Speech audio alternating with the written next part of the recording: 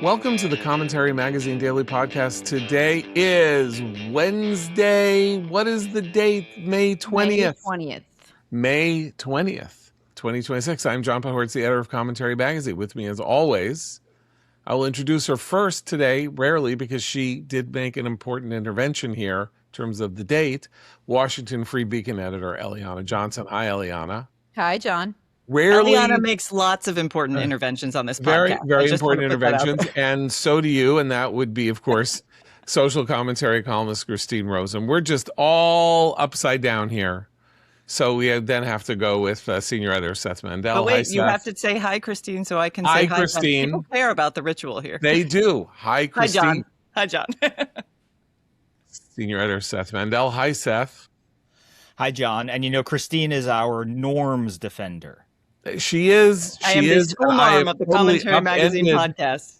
I've totally upended the norms. So here in what we used to call in the 1970s the special guest star position, at the guy at the end of the titles, executive editor Abe Greenwald. Hi, Abe. Happy to join you all. All right. So, the big news in our small ambit, or not small, it's the American ambit, is the primary defeat of Kentucky Congressman Thomas Massie in the most expensive primary in American political history. And it's notable because I'm sure Eliana has on her fingertips or on the tip of her tongue the name of Massie's rival, the person who won the race, but I don't. Ed Gallrein. Okay, and I'm bringing this up because I don't care who Ed Gallrein is. Ed Gallrein's name could be John Smith. Ed Gallrein could be, the man from Mars. Who Ed Gallrein is completely immaterial. This election was about Ed Gallrein is all of us. Ed Gallrein is America. Yeah, and I hope. But even if he isn't, the thing was that this was an election about Thomas Massie, and Thomas Massie gave the game away in his concession speech when his version of conceding defeat was to say that he had trouble reaching his rival to concede because he had to find him, it was hard to find him in Tel Aviv. Get it? Tel Aviv, because he lives in because he's an Israeli agent, because this was the Jews ganging up on Massie. And I want to get to the question of the Jews ganging up on Massie in a minute. But before we get to the Jews ganging up on Massie question, does the fact that Massie has now been ousted, is this about Trump showing his power within the Republican Party, which I don't think anybody really questioned? Is it about something larger relating to the Republican caucus and the upcoming elections in 2026, or is it just sui generis? I think it's, No, go ahead, Seth. Go ahead. No, I think it's because Cassidy and Massie were the two victims of this, the so-called, retribution tour or whatever.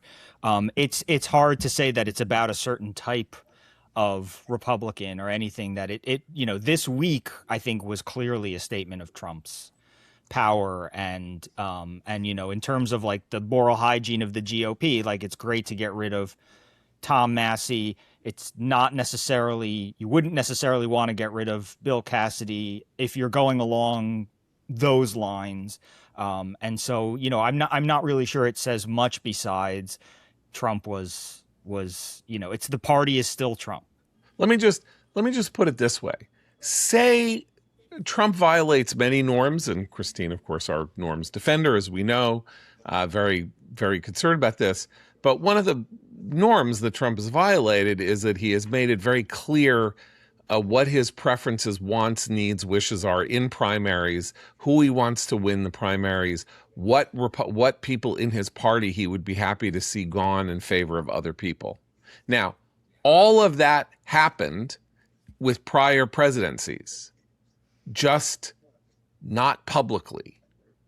it would be, if Barack Obama didn't like somebody, it's not like the DNC and stuff like it didn't have ways of putting their fingers on the scale, denying the money, pushing for other people, all of that. And of course, we have the ultimate example, which is 2015, 2016, when all of the forces and the resources of the Democratic Party were brought to bear to get Hillary Clinton elected against Bernie Sanders, who was running this brilliant insurgent candidacy and in other circumstances might actually have pulled it off against Hillary if there hadn't been this finger on the scale thing. So there is, in a weird way, saying that Trump showed that he has power over his party. All presidents have this kind of power over their party, probably.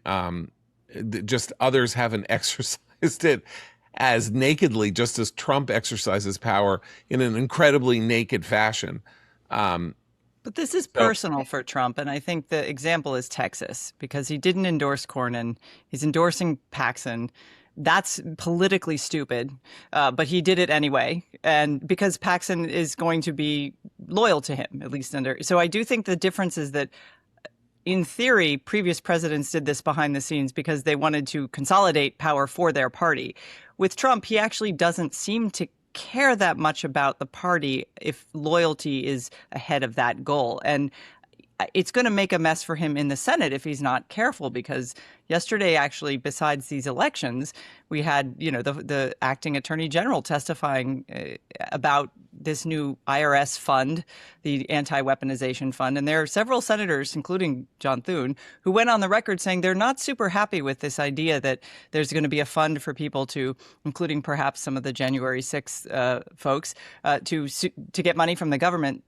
The separate issue is a strange little statement about how the IRS cannot investigate Donald Trump, his sons, or the Trump Organization for tax issues. I'm not sure what the legality of that is. I'm not even quite sure what the details of that are, but it raised enough red flags for Republican senators that several actually spoke to reporters and said, yeah, I don't really like that. And that's a huge thing for them to do at this moment. So whatever power he's shown, and particularly in the Massie race, he's also been doing some things that have upset his own party in the Senate. Okay, but just to get to Paxton, just to jump in, like the story yesterday, as Ellie and I were trading facts, is that very confusing decision to endorse Paxton over Cornyn. Cornyn has a 99% with Trump voting record. Just to make that clear, he is just a conventional conservative Republican of the old school. He is not a radical, modern, tear everything down or, whatever Republican, but he is there's no reason to think that he would vote any differently from anybody else had he been and so the line yesterday was that the White House was scared that Massie was going to lose, and that they wanted to create either a different story about how he was endorsing Paxson, so that Massie was going to win, and that they were going to look like they were losing, and that he needed to make a dramatic move of his own toward MAGA, since whatever. That was kind of like the scuttlebutt yesterday, that there was a reason that this happened yesterday, was to distract from the possible Massie victory, which would have been a humiliation for Trump. My understanding, and I want to make a couple of points on Massie, but on Paxton, my understanding is as follows. It was clear, I think, that the momentum was with Gallrein, Massie's opponent. So I'm not sure that the White House was worried Massie was going to win. And I think in the polling was neck and neck, but I think there were a lot of silent Gallrein supporters. Like the Massie supporters are all lunatics, and they're all vocal, and they're all over X. The Gallrein supporters weren't like that, and the guy, I think that proved to be true. I mean, the guy won by 10 points.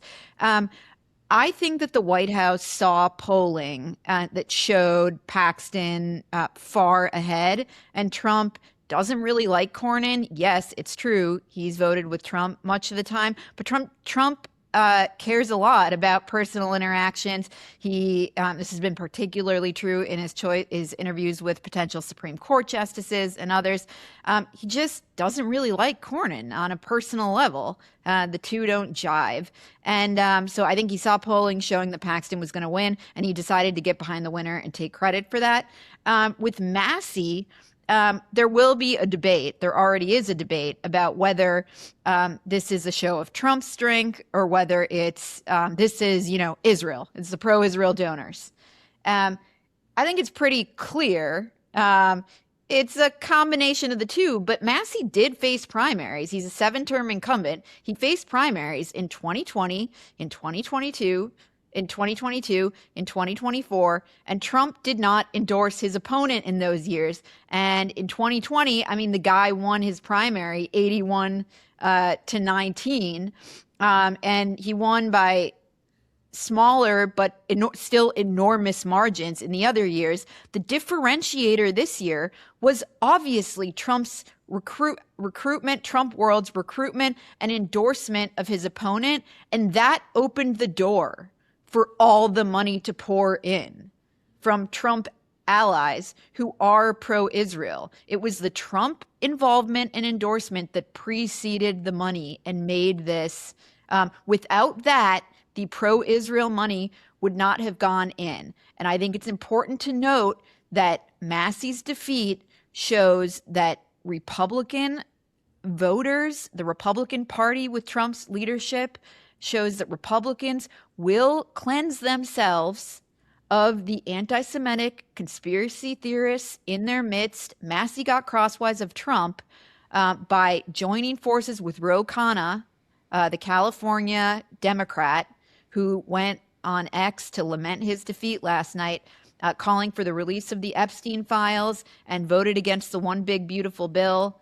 And they are doing that while the Democratic Party is seeing its candidates campaign with Hassan Piker, and Chuck Schumer has nothing to say. A So I think Democratic it's an candidate important moment. Yeah, a DSA-backed candidate named Chris Rabb won his primary last night, and this is a complicated bank shot thing, but on his Instagram, on his official Instagram campaign feed, somebody liked a post. He says it was a staffer who's been fired, though we have no evidence of that, liked a post celebrating the Bondi Beach massacre in Australia. Liked a post that said that Bondi Beach was a heroic moment of resistance against, Israeli tyranny or something like that. So he didn't say it, but he is associated with it. That guy is now the nominee of the Democratic Party in that district. Rabb, the DSA is celebrating, and of course we have Graham Plattner up in Maine with his Totenkopf tattoo, and every day something else new comes out that suggests that he is a deeply unstable and dangerous person to be running for office. So that's the self-cleansing that Eliana is talking about on the same day that Thomas Massie is ousted. And you haven't even gotten to this candidate in Texas.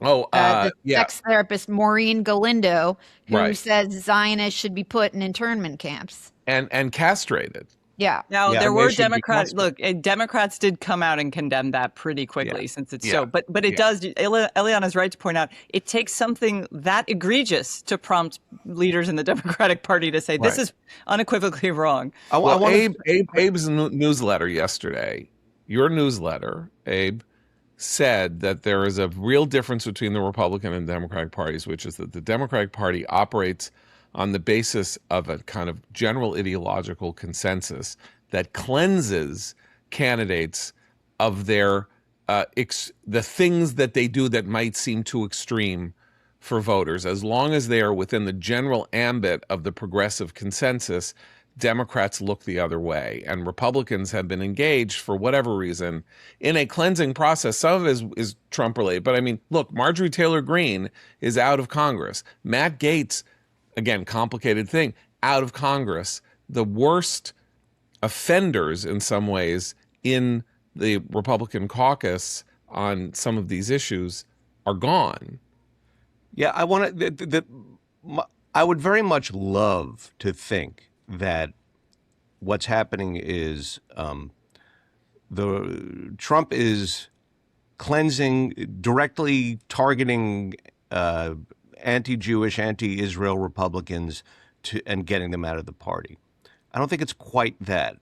I think what happens is if you are an anti-Jewish, anti-Israel Republican, you will end up crosswise of Donald Trump because you're going to have problems with his policies. And once you have problems with his policies and with him, whatever those problems are, then you get targeted. So the fact that Trump has been an Israel supporter and someone who cracks down on anti-Semitism domestically, that certainly plays into it. But it's not this sort of one-to-one relationship where Trump goes, get that Jew hater out of the game. Right. But you make an important point here, which is that the policies of this second term, both domestically and abroad, domestically in terms of the pursuit of anti-Semitism through the education and justice departments, and abroad with Midnight Hammer and now the war in Iran conducted jointly with Israel in a party that Trump expects to be his party and aligned with him personally. There's no real difference between saying, I'm sorry, Donald Trump, I love you, but as a libertarian and an isolationist, I can't go along with you. He doesn't care that you're a principled libertarian or isolationist. You're supposed to go along with him, period. And he did change. I mean, in their minds, he's the one who changed. And he's the one who's different. And he's the one who tolerated them and their anti-Semitism. Now he's different. But I think where Trump is concerned, it's a distinction with that difference, because double time, even if you hate his policies, if you're loyal to him, you'll go along with his policies because that's the most important thing. That may not be a good way for us to function in a democratic republic, but, given the alternatives in 2026 and where the Democratic Party is, I prefer this as the political disciplinary alternative to the alternative, which is it's every man for himself. You can say whatever you want to about Jews. You can say whatever you want to about Israel, as long as you like me. He's already made it clear that his policy preferences require you to fall in line behind what is fundamentally a philo-Semitic set of policies. Okay, I want to move to the Jewish Massie question. Can I just add something real quick about Rab? It's just that about a month ago or so, he rallied with Hassan Piker and took off from there. So it was not clear that he was the overall front runner from the beginning. This was there was a three-way primary. And so we should just note that we saw this with Mamdani and the refusal to condemn, globalize the Intifada and things like that. We saw this with Graham Plattner in Maine. When they do something that leans into the Jew baiting side of themselves in Democratic primaries, they have benefited from it. Okay, and you know what? Before we get to Massie, I want to shout out your post, because it's not about politics, it's about Hollywood. Seth did a really great post about these two statements at Cannes, one by the Oscar-winning actor Javier Bardem and one by the Oscar-winning director Laszlo Nemes, both of whom essentially said the same thing, but from opposite ends of the ideological spectrum. Seth, you want to sort of lay out because this very much has to do with the change in status of what it means to be a Jew in America in a very alarming way, I would say. Sure. Javier Bardem was essentially bragging about the fact that it was he's getting more work than ever, more offers for work than ever after associating himself, essentially becoming the mascot of the sort of Hollywood pro-Palestine contingent, whatever you want to call it. He was asked about this idea that it's hurting people's careers to call Israel genocidal and side with Gaza and all that stuff. And maybe there are blacklists, maybe there are people who don't want to work with you. And Bardem said, it's the opposite. I'm getting more offers than ever. It's not hurting me. He was asked about the blacklist question specifically, and he said he doesn't know about any anti-Palestinian blacklist, if you want to call him that. So Javier Bardem, the star, he doesn't know anything about people trying to blacklist pro-Palestinians, but he knows that it's helping his career to be pro-Palestinian, and he knows that, and he suggested that they were going to turn the tables and punish the people who were not pro-Palestinian, which was part of it. So he's bragging that the tide has turned, is the phrase that he's been using.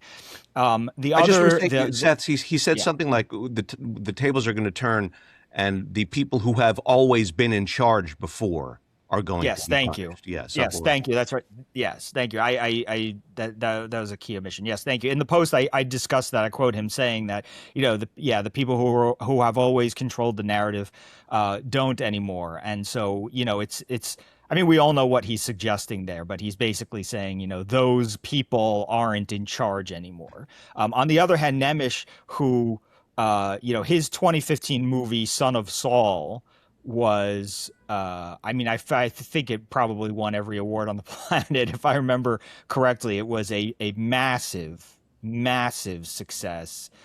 Considered a classic, a Holocaust story. Movie. Yeah. He comes from a family affected directly by the Holocaust, and he makes movies about it. And Son of Saul was extraordinary in 2015. He has a new movie, and it's called Orphan. It is also a Holocaust story. I think this one is probably more closely aligned with his own personal story. And he has said that he can't find a U.S. distributor.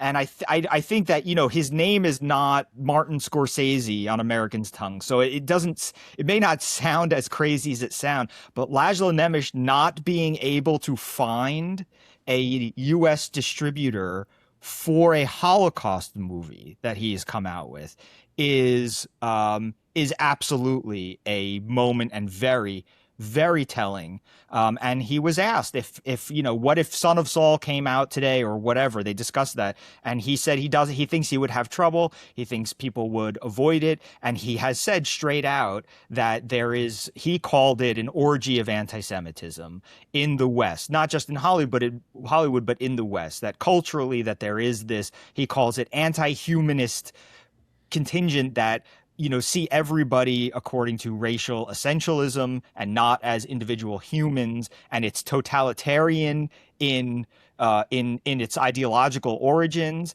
and the fact that he is this guy with the Holocaust history, Jewish, and made these notable Holocaust movies, right, and won an Oscar, talking about the totalitarian connections between this and the outbreak of anti-Semitism should also be a very big moment. It should be, right, something that people read. So we're seeing the two directions go here. Like Chris Rabb, Javier Bardem says it's good for you to taunt the Jews. It's good for you to call Israel genocidal, whether your career as an actor or you're an aspiring, politician, at least in Democratic primaries in blue districts. Right. And we have there's one example after October 7th of a prominent Hollywood performer losing a job because of her essentially supporting Hamas on October 7th. That's the actress Melissa Barrera, who is set to star in the 7th or the 8th Scream movie. And the producer of that movie said, I can't work with you. I can't work with you after what you said. And fired her off the movie and hired somebody else to play the part. So she suffered for about a year, whatever. She didn't get this starring role. And she's now back. She's got 4 projects. She's on Broadway. She's, and she's also said something like, the worm is turning and the people who came after me are now going to be in the crosshairs. So you can understand somebody, hoping for revenge, in that way because she herself was punished or whatever, but Bardem is an entirely separate matter. And that's why I want to go into a very raw area in relation to Massie and the Jewish money that he ran against as his main campaign issue was, I'm being targeted by these Jews out of the district who want to destroy me because I wanted to release the Epstein files. So I oppose military action. Now, he has a history dating back through his 7 terms of casting very peculiar votes hostile to Jews. The one vote in the House against a resolution on anti-Semitism in 4 or 5 years ago. One vote, 419 to 1, something like that. Now, his principled objection was he doesn't believe that we should be taking stands on these matters or something. As a libertarian, Congress shouldn't vote on this. But given his propensity for talking trash about Israel and Jews, not just saying, as a principled person, I don't think that libertarians should support legislation that is meaningless or whatever. This is something that has concerned people who care about this for a very long time, and he has been known to us who sort of follow anti-Semitism issues for a very long time, and nothing is new here, right? So here's the raw point that I want to make. Jews are under attack. We are under attack. We're under attack. Even the Islamic Center bombing in San Diego the other day, the mystery of that bombing, since the 2 people involved, not the bombing, but the shooting.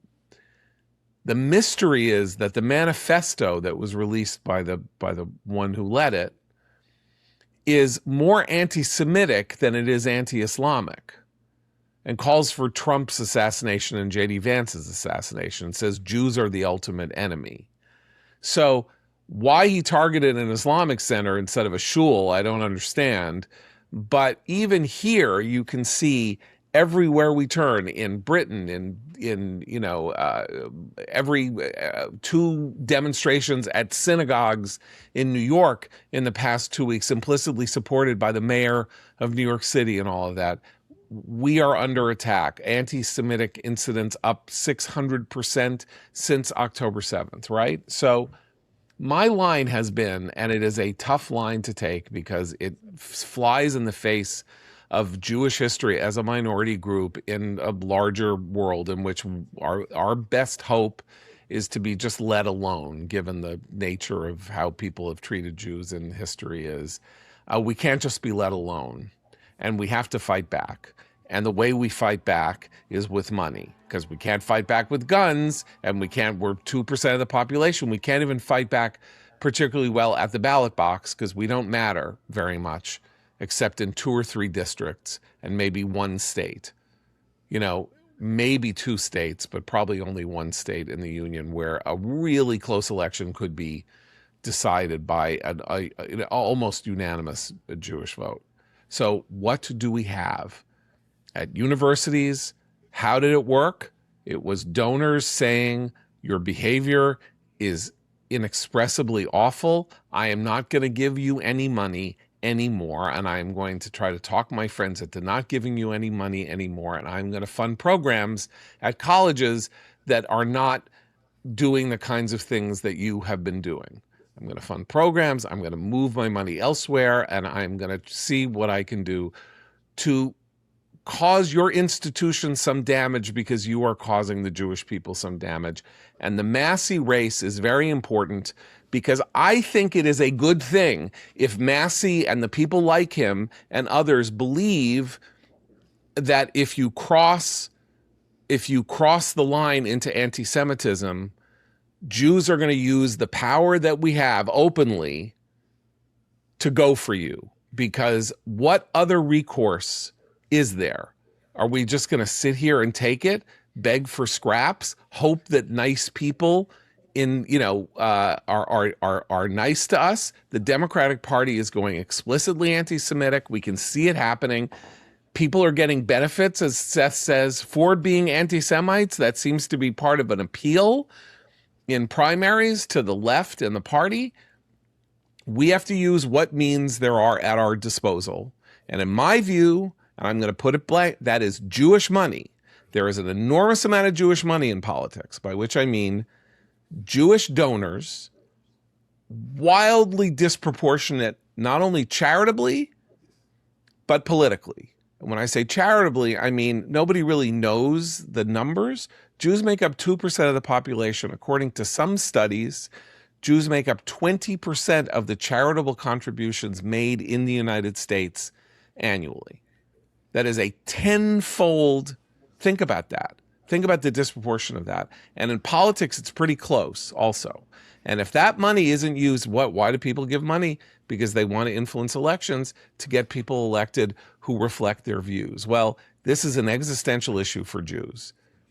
And the Jews who explicitly give money because they want to make it clear to anti-Semitic candidates that they are going to have to go through a buzzsaw and that they are not going to simply waltz in and be, if they're treated with kid gloves by the New York Times, we are double time going to do what we can to expose who they are, to find out what we can find out about them that will harm them, and that we will do what we can to prevent them from taking office.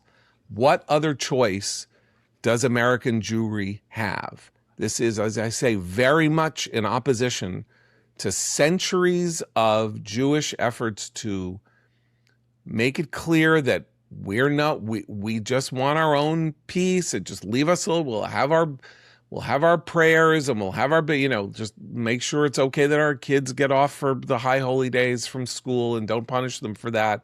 We're not asking for anything. America's been great. We're not asking for anything. And now we're still not asking for anything except equal rights under the law, not having our civil rights trampled. And if anti-Semites are going to try to run for office and change policy in the United States, we are not going to let that happen without a fight. Can I add two things? Oh, go ahead. I think there's actually something positive to take away from the Massie election, which is that Massie made an affirmative decision to make yesterday's race about Jewish money, Israeli control of elections, Israel. And he went around saying, he told Fox News, my people are smart enough to understand this is Israel trying to buy an election. And the results of the race, I think, show that Republican primary voters in deep red states, in this case, Kentucky's 4th congressional district, like Israel. Massie was the one who decided to make this race revolve around this. And to run ads, he had a pro-Massie super PAC running an ad with a rainbow Jewish star, demonizing Jews. And the primary voters rejected all this stuff because by and large, Republican primary voters are pro-Israel. And I think anybody looking to run for president in 2028 as a Republican would be wise to learn the lesson from this race. He could have made it about a lot of other things, but because he is actually an anti-Semite, he made it about this. And to John, to your point about going forward, that things have to change. I think I agree that it's actually a good thing that everyone's out in the open having the conversations they're having, because it reveals instantly people's motivations. And in Massie's case, most horrifically, given how he conceded his race. But for decades, Jews have borne their own cost of protection. Synagogues, schools, everything has to have private security. Any event has to have private security. Now, post October 7th, that level of security has had to be increased considerably. The reason it matters when a public official from the Democratic Party, whether he's running for mayor or running for a seat in Congress or running for the Senate, the reason it matters when mainstream culture overlooks their anti-Semitism and the dog whistling and all the things that we saw Massie do in this race, is that sends a very strong message that even private security and private protection isn't going to be enough, because the people elected to make sure and maintain protection and law and order in whether it's New York City or your congressional district, they're actually actively on the side of the people trying to kill Jews. So that's the signal that I think has that openness. That's another reason why even people who aren't Jewish, who don't care at all about the Middle East, they look at that and they say, that is not our democratic system in action. That is not a public official's role to side with those folks. As for the mosque shooting, I'll be really interested to learn more about some of the motivations. They were all over the map, but I think what's most concerning to those of us who've been talking about sort of anti-Semitism becoming the new omni-cause among the young, there's a lot of that in that manifesto. So they had Nazi symbolism. They were calling for race war. One of them seemed to have carved that on a gun. They're kind of all over the map with their hate, but they were young, they were motivated, and they made sure that they included in there a lot of anti-Semitic rhetoric. So that sort of violent nihilism is also given endorsement when someone is hanging out with Hassan Piker and they're all winking and nodding at their cultural elite messaging about anti-Semitism. There is a through line there, and both of those things should disturb any thinking American, regardless of their understanding or appreciation for Israel as a nation. And I think that's actually Eliana's spot on about Republican primary voters in a red state going, this is not us. I think that's actually the positive message here, is that people voting in that way. But the other...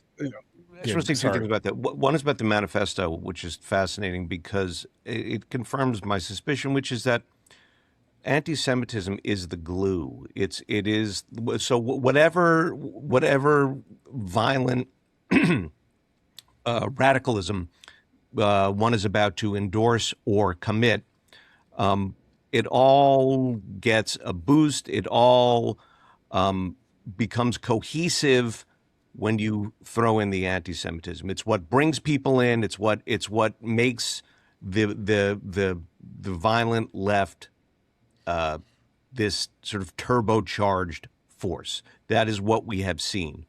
The other point I want to make is that I'm actually kind of happy that Massie came out after losing and made his Tel Aviv remark, because it confirms, not just for me, but for everyone, that anti-Semitism is comfort food for losers.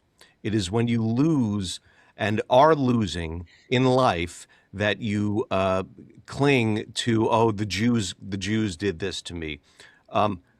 I don't think he thinks he was making it was a zinger. I think it makes him look weak and scapegoaty and pathetic. 2 points here. One, to address what Christine and Eliana was saying. According to Eric Fingerhut, who is the head of the Jewish Federations of North America, the calculation in 2025 is that annually Jews spend $765 million a year on what could be called Jewish self-defense. That is, hardening synagogues, creating security zone, safe security zones within synagogues. My own synagogue just had to rebuild its lobby to create a much more secure place. The day school that my son goes to it doesn't look like it, but it's like, Ben Gurion Airport level security. Every synagogue now has to have paid guards. Buildings where Jewish organizations have offices have to be hardened down. $765 million a year, where that number ideally should be zero. by which I mean what was being defended is stuff that cops are supposed to, should be ordinary law enforcement work. Do churches have to spend this kind of money? Do other kinds of nonprofit faith-based organizations have to spend this kind, protecting themselves against the possibility of mass murder? No. And Jews do it without complaint. There is no complaint here because we believe in self-sufficiency and we believe in the need to take care of our own. And people have been doing this kind of work, guarding work forever as simply as part of the communal and collective responsibility. But we are also Americans. We live in the United States. It should not be necessary for us to have to put out that kind of money simply to go to practice freely our faith. Obviously I bring that up only to say that we do that without complaint, but it is a mark of something that is very, very frightening and discomforting. And it's not, and spending on elections is not that different. Spending on elections that may prevent the rise of candidates who incite that kind of violence and maybe and incentivize parties to discourage open anti-Semitism is itself a form of spending on personal defense. Or or elect mayors who allow violent pro-Palestinians to gather outside the entrance to a synagogue when people are trying to enter and exit a house of worship. Yeah, it is. So I mean, I think that's a very important point. Can I just make another point about what Christine said? There is something remarkable here in that in the world I grew up in, like elite liberal opinion had it that, the South, boy, you don't want to be a Jew down there. Those backward, they'll, Thursday night is Jew punching night or whatever jokes. Yeah. They're not like open-minded, accepting folks, here in the Northeast. And then look, we have the mayor in New York has the Nakba Day mayor, and the Kentucky right just said, get the hell out of here, you crazy Jew-hating maniac. Yeah, I mean, look, it's not a revelation to me. It should be a revelation to people that unfortunately, it won't be. It should be, and I want to bring up again the late Abe Foxman, who died last week, made this point that's very important and very important to the point I was making about how it is important to deploy what power you have as a small minority, and in the case of Jews, it is that we are a wealthy community and and a generous community and are willing to, not not hoard our money, but spend it for charitable reasons and for self-protection reasons and all of that. And Abe Foxman once asked why it was that he advocated for positions that a lot of people in the Jewish community seem not to care about, while not advocating for positions that they did care about politically that weren't specifically Jewish, meaning like, why wasn't he on the front line for abortion rights, or why wasn't he on the front line to help whatever liberal cause of climate change or something. And he said, because Jews, a lot of Jews, that's important to them. And he said, my job as the head of the Anti-Defamation League is I represent the Jews who care, by which you mean the Jews who care about Jews, the Jews who care about Judaism, the Jews who care about the Jewish state where 7 million of our brethren are living under existential threat. The Jews who care are allowed to protect themselves from not only the Gentiles who don't care or wish us ill, but from the Jews who don't care, who use their Judaism as a weapon against other Jews, like the Reconstructionist rabbi just hired by Zoran Mamdani, the anti-Zionist Reconstructionist rabbi, Miriam Grossman, who is now going to be the faith liaison for Mamdani, an opponent of the Jewish state. I wouldn't expect any different given his views. But remember, this is the city with the largest Jewish population outside of Israel and the single largest Jewish population in the world as a local concentration. And, the mayor of the city is explicitly going after Jews as part of his ideological agenda. So yeah, we gotta act. We gotta do what we can. And Abe's point about Northeastern, people, or like how explicit this is, maybe Christine's point.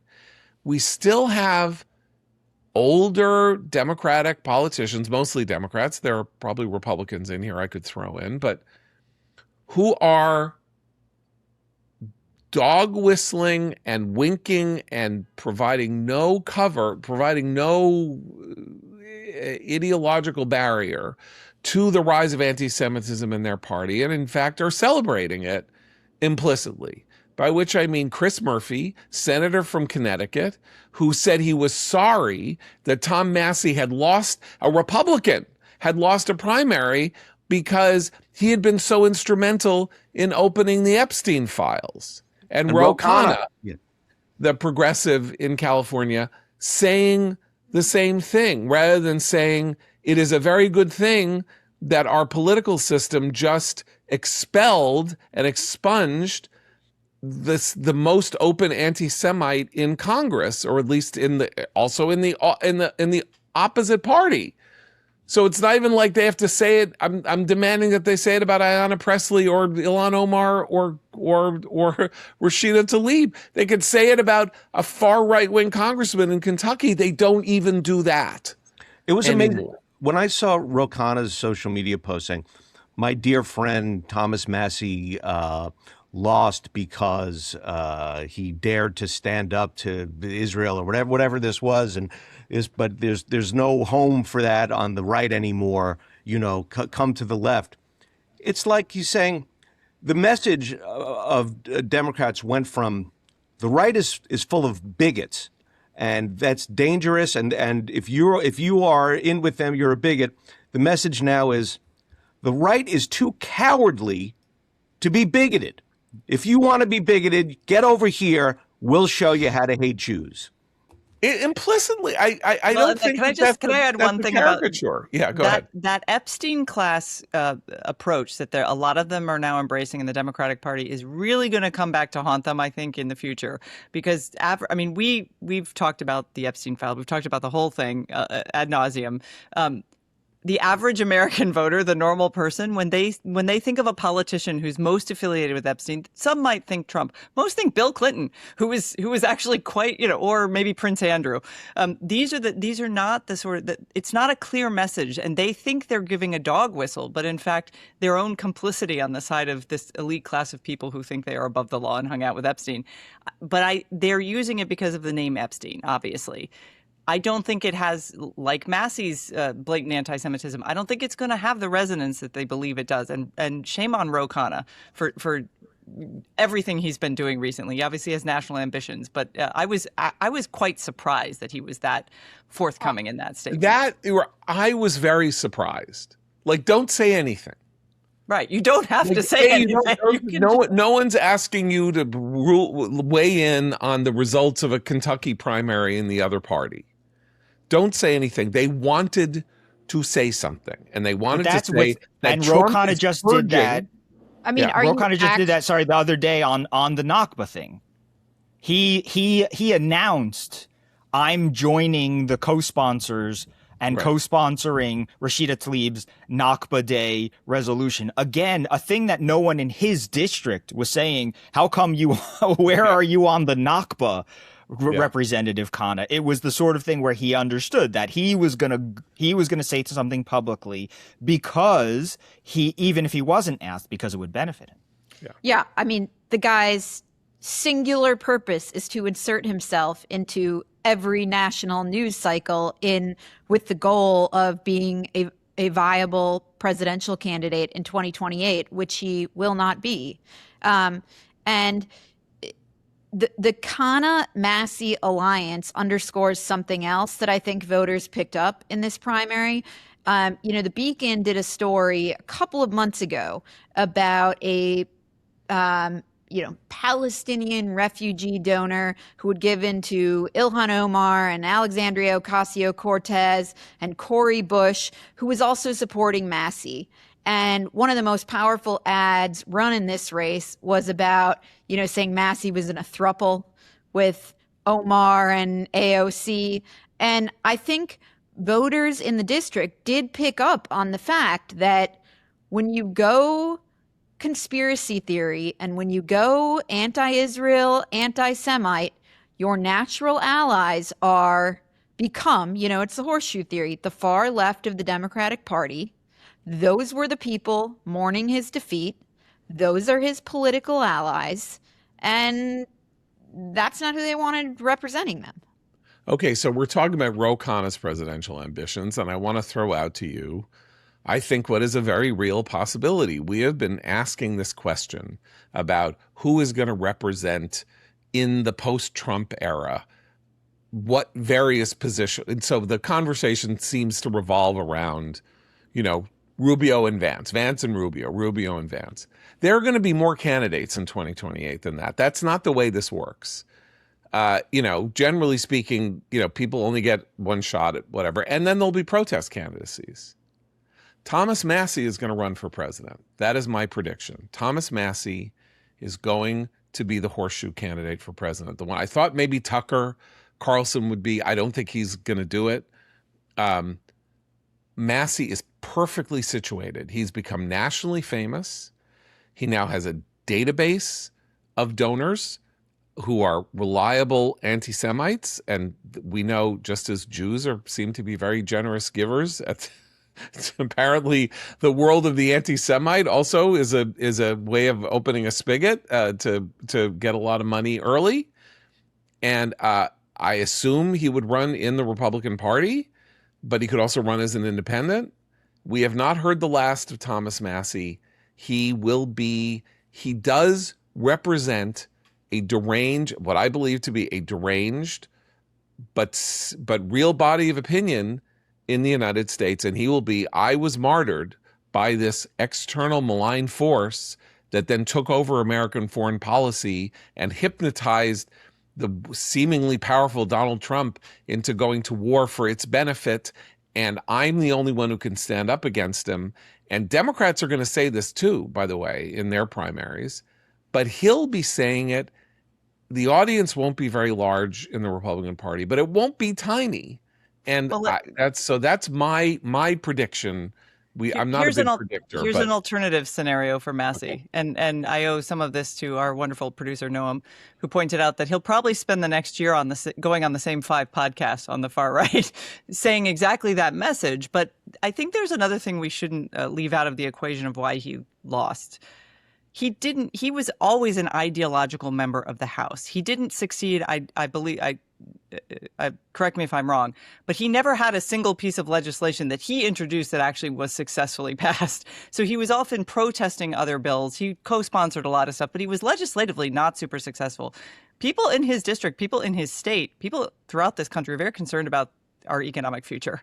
And I think the economic messaging, a lot of the stuff that's actually going to start coming to the fore, he is a poser ideological candidate. He draws a lot of social media attention. He's going to draw a lot of that podcast attention, but that's not necessarily going to translate into someone who at a national level, people think can solve practical problems. And we have a lot of looming practical problems in this country, and we certainly will by the time we get to 2028. So a candidate who is going to try to gather from that cesspool of voters, either on the right and the left, and they exist on both sides, I think has a limit to the amount of appeal. They might get a lot of money, a lot of attention, but I don't think he's not answered effectively the practical governance questions that really most Americans are concerned about. I do not take him seriously as a viable candidate or even as a spoiler. But we live in a world in which the social media algorithms are designed to create conflict and to engage people as much negatively as they engage them positively. And Thomas Massie's candidacy will, as much as it enrages me, it will thrill Mehdi Hassan. So, if I don't get myself off Twitter, which I should, I'll be fulminating every day about. You should. Yes, I should. That's But the I school would arm be fuck. okay. So take some wonderful tweeters like my friend Susie Shofar or somebody like that. They're going to go at it 5 times a day, and Mehdi Hassan will go for it 5 times a day. And what will happen is that the view that is extreme and lost in this district in Kentucky will have a national audience that will move the Overton window and make this part of the ongoing American cultural conversation, which is, does Israel control America? And are the Jews controlling America? That used to be a conversation that was had not only on the fringes, but that respectable opinion was repulsed by. Then there were little bits of hints of it popping up, like 20 years ago when Mearsheimer and Walt published their book on apex dominance and stuff like that, which was a key moment in opening that Overton window. That's a generation ago. But this could be a topic. You have an entire wing of the Democratic Party that believes it, and you have an entire wing of the isolationist MAGA right or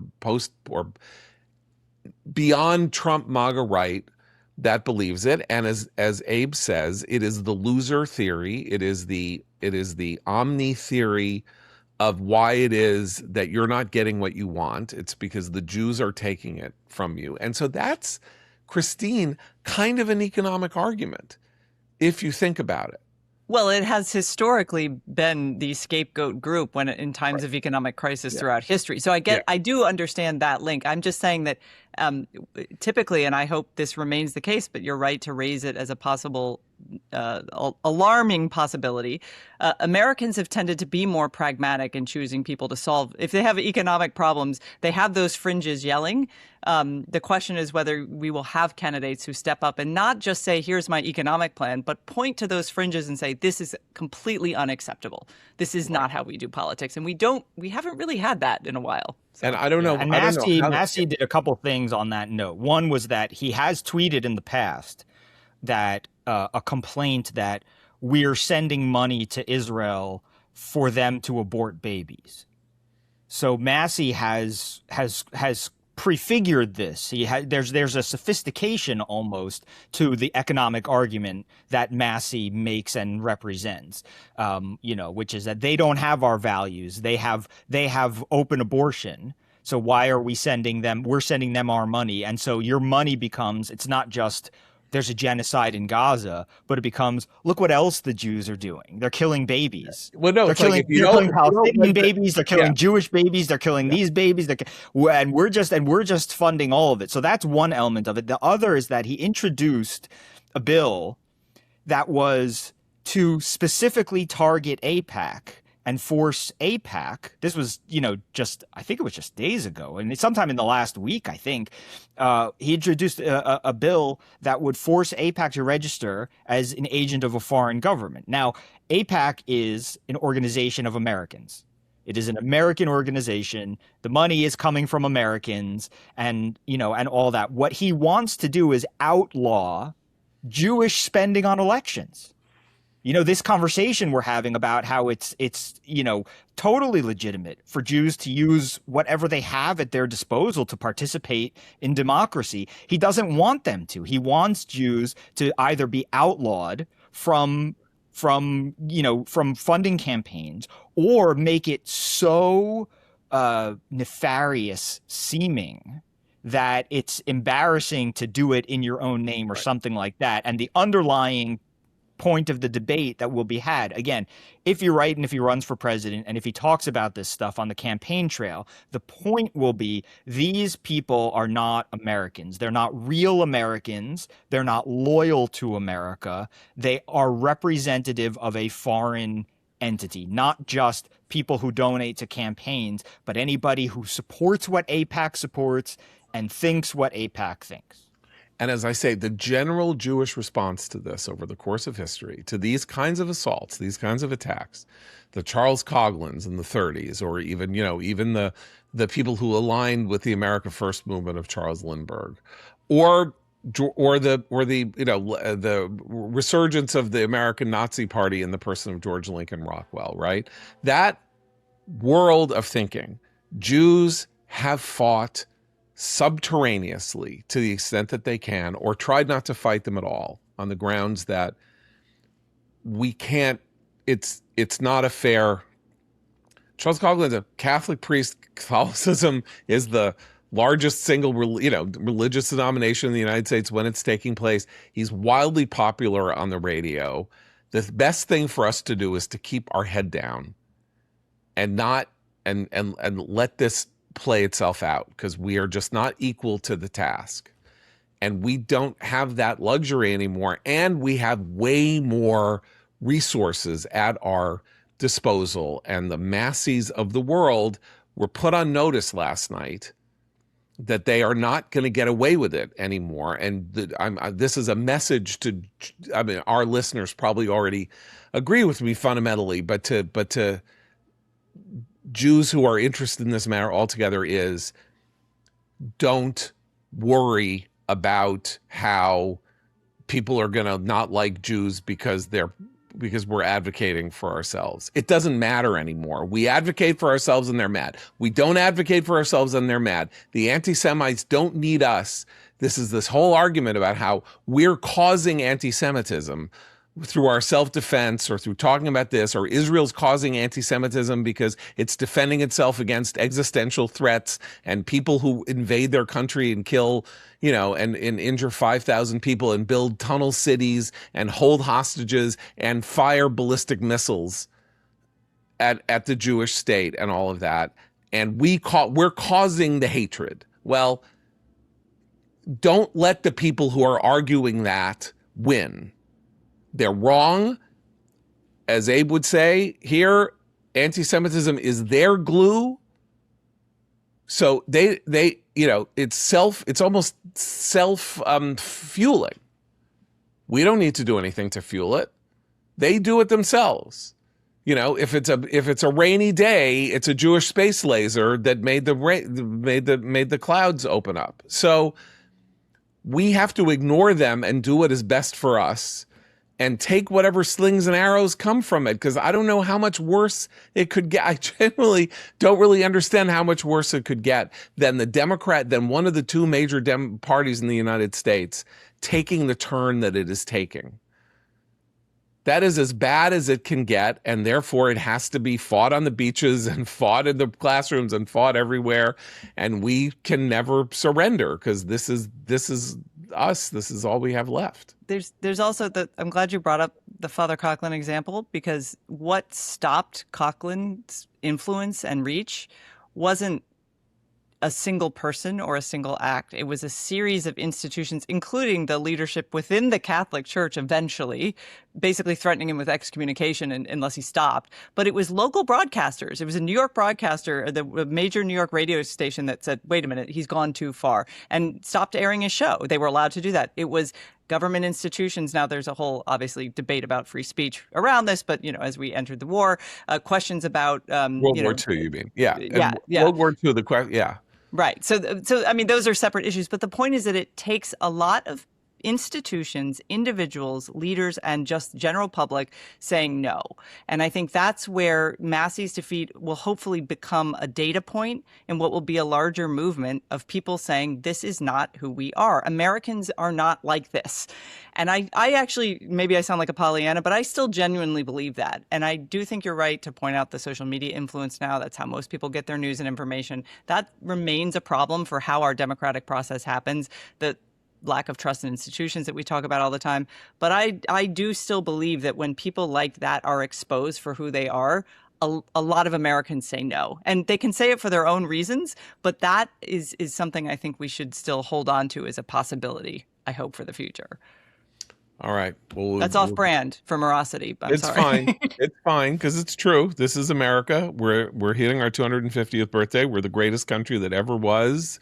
the greatest political system that has ever been invented, and a country that gave Jews the first real taste of civic freedom that Jews have ever had in the history of the world after the destruction of the Jewish nation in 586 BCE.